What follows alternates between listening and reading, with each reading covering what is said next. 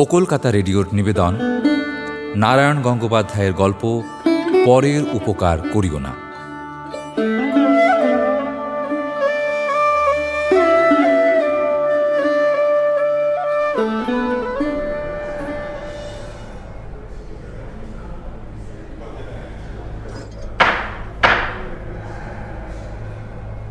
আমি পেলারাম, ক্যাবলা আর হাবুল সেন তিনজনে নেহাত গো বেচারার মতো কাঁচুমাচু মুখ করে বসে আছি।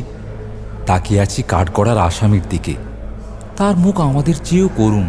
6 ফুট লম্বা অমন জোয়ানটা ভয়ে কেন্নর মতো কুকড়ে গেছে। গন্ডারের খাঁড়ার মতো খাড়া নাকটাও যেন চেপসে গেছে একটা থ্যাবড়া ব্যাঙের মতো। সাধু ভাষায় যাকে বলে দস্তুর মতো পরিস্থিতি। কে আসামি আর কে হতে পারে? আমাদের পটলডাঙ্গার সেই স্বনামধন্য টেনিদা, গড়ের মাঠের গোড়া ঠেঙানো সেই প্রচণ্ড প্রতাপ এখন একটা চায়ের কাপের মতো ভ্যাবাচাকা হয়ে গেছে। চায়ের কাপ না বলে চিরতার কেলাসও বলা যেতে পারে। হুজুর ধর্মাবতার! ফরিয়াদি পক্ষের উকিল লাফিয়ে উঠলেন। মনে হলো যেন হাত 10 ছিটকে উঠল একটা 20 নম্বরই ফুটবল। গলার আওয়াজ তো নয়, যেন 8-10টা চিনে পটকা ফাটলো একসঙ্গে। ধর্মাবতার চেয়ারের ওপর আঁতকে উঠে পড়তে পড়তে সামলে গেলেন। আমার বাজকায় গলায় চেঁচাবেন না মশাই, পিলে চমকে যায়। কি বলতে হয় ঝটপট বলে ফেলুন। উকিল একটা ঘুষি বাগিয়ে তাকালেন টেনিদার দিকে। একরাশ কালো কালো আলপিনের মতো গোঁপগুলো তার খাড়া হয়ে উঠল। ধর্মাবতার, আসামি ভজহরি মুখুজ্জে কি অন্যায় করেছে তা আপনি শুনেছেন। অবলা জীবের ওপর ভীষণ অত্যাচার করেছে সে। তার নিন্দের ভাষা নেই। একটি ছাগল পরশু থেকে কাঁচা ঘাস পর্যন্ত হজম করতে পারছে না, আর একটা সমানে বমি করছে, আর একটা 3 দিন ধরে যা পাচ্ছে তাই খাচ্ছে। ফরিয়াদির একটা ট্যাগ ঘড়ি শুদ্ধ চিবিয়ে খেয়ে ফেলেছে। রোগা সিটকে একটা লোক, হলধর পালুই, সেই ফরিয়াদি।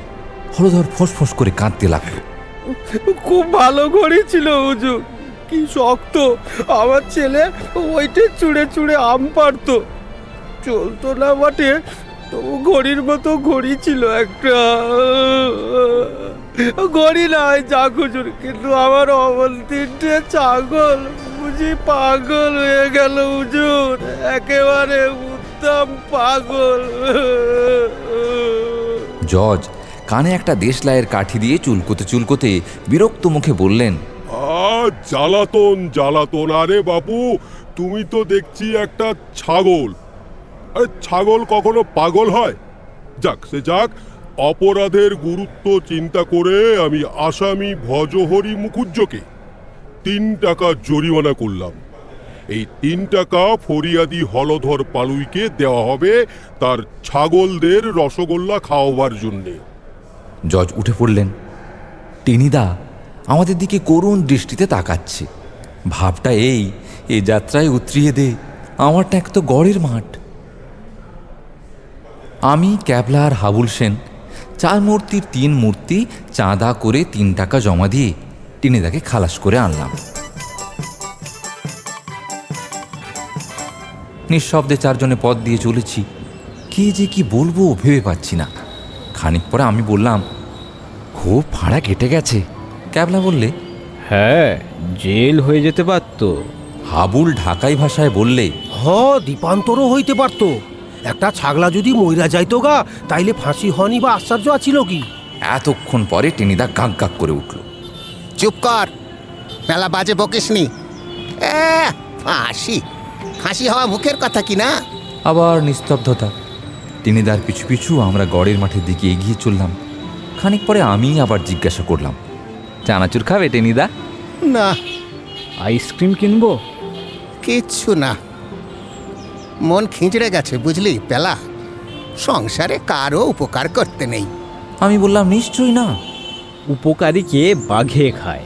বাবা বাবা, আমার মনের কথাটা বলে দিয়েছিস। টেনিদা ক্যাবলার পিঠ চাপড়ে দিলে। ক্যাবলা উফ উফ করে উঠলে। বিনা উপকারেই যখন পৃথিবী চলতে আসে, তখন উপকার করতে গিয়া খামোকা ঝামেলা বাড়াইয়া হইবটা কি? হ্যাঁ, যা কইছস। মনের আবেগে টেনিদা এবার হাবুলের ভাষাতেই হাবুলকে সমর্থন জানালো। তারপর গর্জন করে বলল, আমি আর একখানা নতুন বর্ণ পরিচয় লিখব। তার প্রথম পাঠ থাকবে কখনো পরের উপকার করিও না। সাধু সাধু। টেনিদা দাঁত খিচিয়ে বললে, সাধু? খবরদার, খবরদার, সাধু ফাদুর নাম আমার কাছে আর করবি নে। যদি বেটাকে পাই। বলেই প্রচণ্ড একটা ঘুষি হাঁকালো আকাশের দিকে। ব্যাপারটা তাহলে খুলেই বলি গোড়া থেকে। মানুষের অনেক রকম রোগ হয়, কালা জ্বর, নিউমোনিয়া, কলেরা, পেট ফাঁপা, এমনকি ঝিনঝিনিয়া পর্যন্ত। সব রোগের ওষুধ আছে, কিন্তু একটা রোগের নেই, সে হলো পরোপকার। যখন চাগায় তখন অন্য লোকের প্রাণান্ত করে ছাড়ে। টেনিদাকে একদিন এই রোগে ধরল। ছিল বেশ, পরের মাথায় হাত বুলিয়ে খাচ্ছিল, যাচ্ছিল, বাঁশি বাজাচ্ছিল। হঠাৎ কি যে হলো, কালীঘাটের এক সাধুর সঙ্গে তার দেখা হয়ে গেল। হাতে চিমটে, মাথায় জটা, লেংটি পরা এক বিরাটাকায় সাধু খানিকক্ষণ কটমট করে টেনিদার দিকে তাকিয়ে হেঁড়ে গলায় বললে, দে 5 শিকে পয়সা। 5 শিকে পয়সা? টেনিদা বলতে যাচ্ছিল ইয়ার কি নাকি, কিন্তু সাধুর বিশাল চেহারা, বিরাট চিমটে আর জবা ফুলের মতো চোখ দেখে ভেবড়ে গেল। তো করে বলল, 5 শিকে তো নেই বাবা, আনা সাথে খাবে। আনা সাতেক? আচ্ছা তাই দে। আর একটা বিড়ি। বিড়ি তো আমরা খাই নে বাবা ঠাকুর। গুড বয় দেখছি। তা বেশ, বিড়ি ফিড়ি কখনো খাসনি, ওতে যক্ষা হয়। যাক, পয়সাই দে। পয়সা হাতে পেয়ে সাধুর হাঁড়ির মতো মুখখানা খুশিতে ভরে উঠল। ঝুলি থেকে একটা জবা ফুল বের করে টেনিদার মাথায় দিয়ে বললে, তা তুই এখানে কেন রে? আগে পেঁড়া খেতে এসেছিলাম। আহ, তা বলছি না, তুই যে মহাপুরুষ রে। তোকে দেখে মনে হচ্ছে পরোপকার করে তুই দেশ জোড়া নাম করবি। পরোপকার? দুনিয়ার অনেক সকাজ করেছি বাবা। মারামারি, পরের মাথায় হাত বুলিয়ে ভিন্নাগের সন্দেশ খাওয়া, স্কুলের সেকেন্ড পণ্ডিতের টিকি কেটে দেওয়া, কিন্তু কখনো তো পরোপকার করিনি। করিসনি মানে? তুই ছোকরা তো বড্ড এড়ে তক্ক করিস। এই আমাকে নগদ 7 আনা পয়সা দিলি, খেয়াল নেই বুঝি? আমার কথা শোন, সংসার টংসার ছেড়ে স্রেফ হাওয়া হয়ে যা। দুনিয়ার মানুষের অশেষ দুঃখ, সেই দুঃখ দূর করতে আদা নুন খেয়ে লেগে পড়। আর্তের সেবা কর, দেখবি 3 দিনেই তোর নামে টিটি পড়ে যাবে। দে দে দে, একটা বিড়ি দে। আর বললাম যে বাবা ঠাকুর, আমি বিড়ি খাই না। ও, তা তো বটে। বেশ বেশ, বিড়ি কখনো খাসনি। আর শোন, পরের উপকারে নশ্বর জীবন বিলিয়ে দে, আজ থেকেই লেগে যা। বলে কান থেকে একটা আধপোড়া বিড়ি নামিয়ে সেটা ধরিয়ে সাধু ভিড়ের মধ্যে অদৃশ্য হলো। টেনিদা খানিকক্ষণ ভ্যাবাচাকা খেয়ে দাঁড়িয়ে রইল। তারপরেই কালীঘাটের মা কালীর মহিমাতেই কিনা জানি না, সাধুর কথাগুলো তার মাথার মধ্যে পাক খেতে লাগলো। পরোপকার? সত্যিই তো, তার মতো কি আর জিনিস আছে? জীবন আর কদিনে, সবই তো মায়া, স্রেফ ছলনা। সুতরাং যে কদিন বাঁচা যায়, লোকের ভালো করেই কাটিয়ে দেওয়া যাক। সেই রাত্রেই সংসার ছাড়ল টেনিদা, মানে কলকাতা ছাড়ল, গেল দেশে। কলকাতা থেকেই মাইল 10 দূরে ক্যানিং লাইনে বাড়ি। গায়ের নাম ধোপাখোলা। দেশের বাড়িতে দূরসম্পর্কের এক বুড়ি জ্যাঠাইমা থাকেন, কানে খাটো। টেনিদাকে দেখে জিজ্ঞাসা করলেন, হ্যাঁ রে, এমন অসময়ে দেশে এলি যে? পরোপকার করব জেঠিমা। পুরী খেতে এসেছিস? তা পুরী এখানে কোথায় বাবা? পড়া দেশে কি আর ময়দা ফয়দা কিছু আছে? ইংরেজ রাজত্বে আর বেঁচে সুখ নেই বাবা। ইংরেজ রাজত্ব কোথায় জেঠিমা? এখন তো আমরা স্বাধীন, মানে ইন্ডিপেন্ডেন্ট। কি কোট প্যান্ট? ছি ছি ছি বাবা, আমি বিধবা মানুষ, কোট প্যান্ট পরবো কেন? থান পরি। দূর তোর, এই যে মহা জ্বালা হলো। আমি বলছিলাম, দেশে রোগবালাই কিছু আছে? মালাই? মালাই খাবি? দুধই পাওয়া যায় না, গৌমড়কে সব গরু উচ্চন্নে গেছে। উফ জ্বালালো দেখছি। কিন্তু দিন তিনে গ্রামে ঘুরে টেনিদা বুঝতে পারল সত্যিই পরোপকারের অখণ্ড সুযোগ আছে। গ্রাম জুড়ে দারুণ ম্যালেরিয়া, পেট ভরা পিলে নিয়ে সারা গাঁয়ের লোক রাত দিন বোঁ বোঁ করছে। সেই দিনই কলকাতায় ফিরল টেনিদা। 5 বোতল তেতো পাচন কিনে নিয়ে দেশে চলে গেল। কিন্তু দুনিয়াটা যে কি যাচ্ছে তাই জায়গা সেটা টের পেতে তার দেরি হলো না। অসুখে ভুগে মরবে, তবু ওষুধ খাবে না। একটা জাম গাছের নিচে বসে ঝিমুচ্ছিল গজানন সাঁতরা। সন্দেহ কি নির্ঘাত ম্যালেরিয়া। টেনিদা গজাননের দিকে এগিয়ে এলো। তারপর গজানন ব্যাপারটা বুঝতে না বুঝতেই এবং ট্যাপও করে উঠবার আগেই টেনিদা তার মুখে 8 বোতল জরারি পাঁচন ঢেলে দিল। যেমন বিচ্ছিরি তেমনি তেতো। আসলে গজাননের জ্বর ফর কিচ্ছু হয়নি, খেয়েছিল খানিকটা তাড়ি। যেমন পাঁচন মুখে পড়া, নেশা ছুটে গিয়ে তড়াক করে লাফিয়ে উঠল। তারপর সোজা মার মার শব্দে টেনিদাকে তাড়া করল।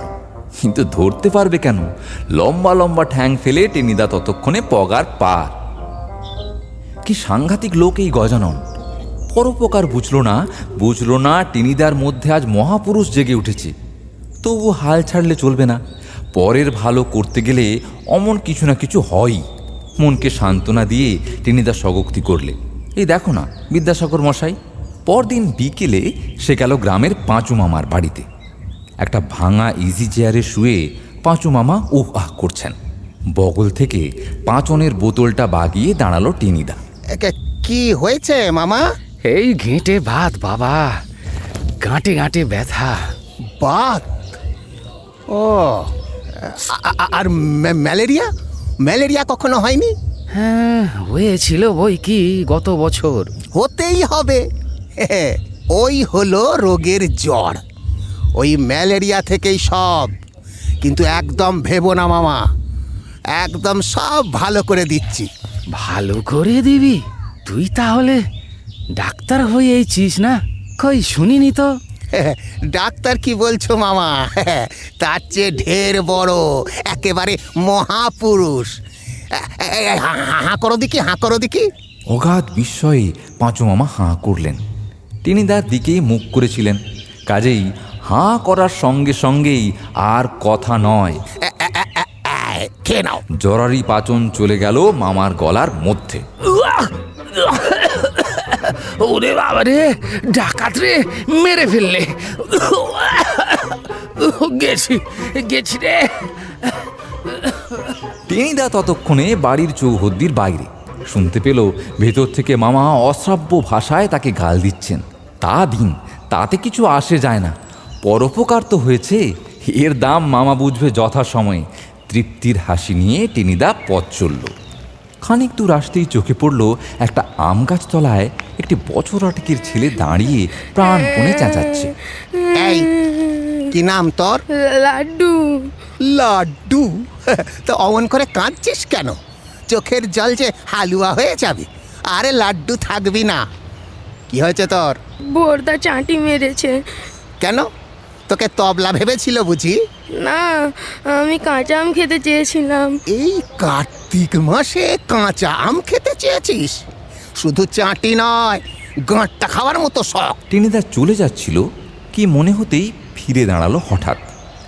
এই শোন শোন, তোর টক খেতে খুব ভালো লাগে বুঝি? এ নির্ঘাত ম্যালেরিয়ার লক্ষণ। এই তোর জ্বর হয়? হয় বই কি। তবে আর কথা নেই। হাঁকর হাঁকর হাঁকর। আচার বুঝি? আচার বলে আচার?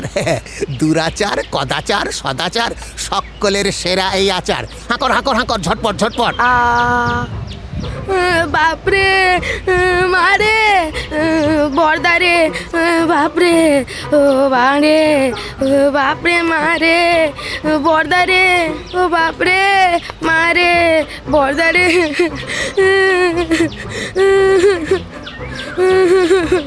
তারপরে ঘটনা খুব সংক্ষিপ্ত। বাপরে মারে বর্দারে বলে লাড্ডু চেঁচিয়ে উঠল। টেনিদা দ্রুত পা চালালো। ওরে বাপরে, পালাই পালাই। পিঠের ওপর একটা ঢিল পড়তেই চমকে উঠল টেনিদা।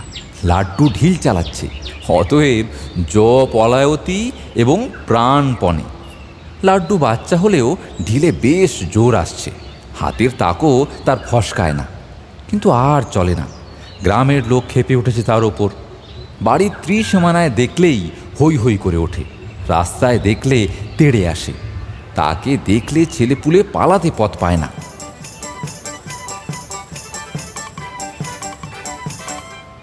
আরে ও টেনু, তুই কি শুরু করেছিস বাবা?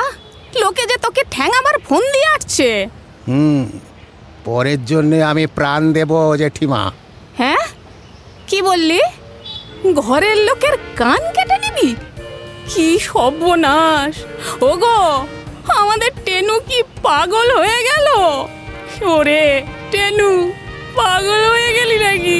কি অকৃতজ্ঞ নরাধম দেশ! এই দেশের উপকারের জন্য সে মরিয়া হয়ে ঘুরে বেড়াচ্ছে, অথচ কেউ বুঝছে না তার কদর। ছি ছি ছি ছি! এই জন্যেই দেশ আজ পরাধীন, স্বাধীন। কিন্তু কি করা যায়? কিভাবে মানুষগুলোর উপকার করা যায়? টেনিদা শূন্য মনে একটা গাছতলায় এসে বসল। ভরা দুপুর, কার্তিক মাসের নরম রোদের সঙ্গে ঝিরঝিরে হাওয়া। আকুল হয়ে চিন্তা করতে করতে হঠাৎ চটকা ভেঙে গেল। একটু দূরে একটা নিম গাছের নিচে একটা ছাগল ঝিমুচ্ছে। আহা, অবলা জীব! উপকার করতে হবে তো এদেরই। কেউ কখনো এদের দুঃখ বোঝে না। আহা, উপকার করতে গেলে তেড়ে মারতেও আসবে না। ঠিক কথা। আজ থেকে সেই অসহায় প্রাণীগুলোর ভালো করাই ব্রত। ছি ছি ছি ছি! কেন এতদিন এ কথা মনে হয়নি? 5 অনের বোতল বাগিয়ে নিয়ে টেনিদা ছাগলের দিকে পা বাড়াল। তারপরের গল্প তো আগেই বলে নিয়েছি।